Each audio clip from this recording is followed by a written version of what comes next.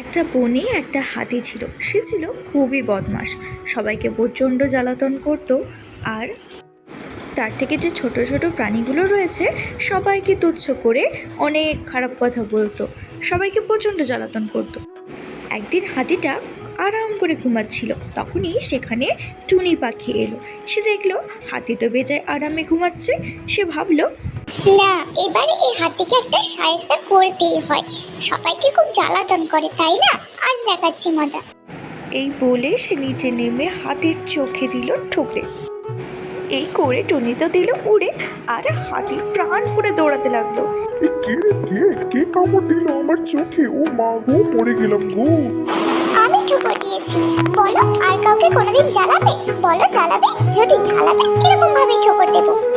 না না না, আর মারিস না, আমার ভুল হয়েছে, আমি আর কোনোদিন করবো না, আমায় মারিস না।